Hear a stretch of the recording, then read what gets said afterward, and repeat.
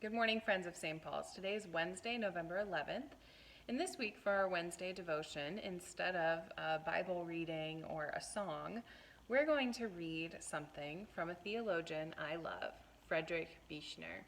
Frederick Buechner wrote many of these small volumes. This is a theological ABC, which helps us to think about different aspects of our life together as people of faith.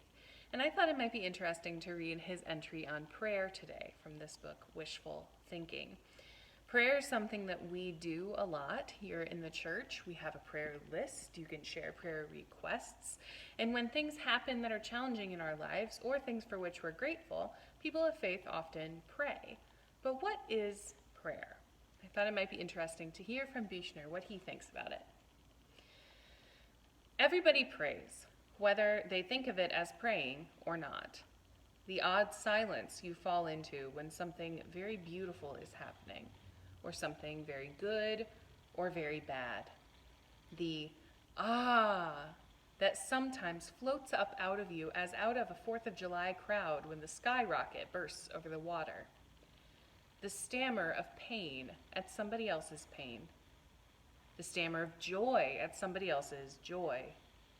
Whatever words or sounds you use for sighing with over your own life. These are all prayers in their way. These are all spoken not just to yourself, but to something even more familiar than yourself and even more strange than the world. According to Jesus, by far the most important thing about praying is to keep at it. The images he uses to explain this are all rather comic, as though he thought it was rather comic to have to explain it at all. He says God is like a friend you go to borrow bread at midnight. The friend tells you, in effect, to drop dead, but you go on knocking anyway until finally the friend gives you what you want so he can go back to bed again. Or God's like a crooked judge who refuses to hear the case of a certain poor widow, presumably because he knows there's nothing much in it for him. But she keeps on hounding him until finally he hears her case just to get her out of his presence. Even a stinker, Jesus says, won't give his own child a black eye when he asks for peanut butter and jelly.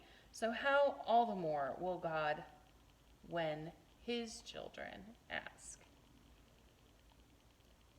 Be importunate, Jesus says. Not, one assumes, because you have to beat a path to God's door before it will be opened for you, but because until you beat the path, maybe there's no way of getting to your door. Ravish my heart, John Donne wrote, but God will not usually ravish, only court. Whatever else it may or may not be, prayer is at least talking to yourself, and that's in itself not always a bad idea. Talk to yourself about your own life, about what you've done and what you failed to do, and about who you are and who you wish you were, who the people you love are, and who the people you don't love are too. Talk to yourself about what matters most to you, because if you don't, you may forget what matters most to you. Even if you don't believe anybody's listening, at least you'll be listening. Believe somebody is listening. Believe in miracles. That's what Jesus told the father who asked him to heal his epileptic son. Jesus said, all things are possible to the one who believes. And the father spoke for all when he answered, Lord, I believe. Help my unbelief. What about when the boy is not healed?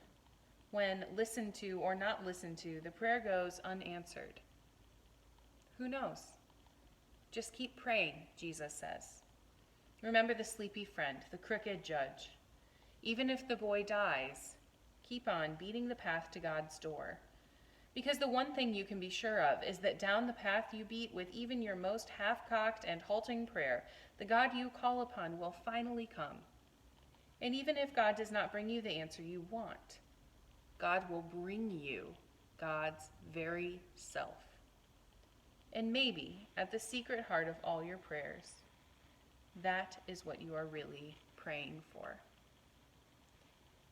I hope that this day, this reflection from Frederick Buechner about the power of prayer, specifically about the persistence of prayer, this encouragement to beat a track to God's door in an effort that maybe you'll find something true about yourself and trusting the promise that God will always show up. God be with you this week, my friends.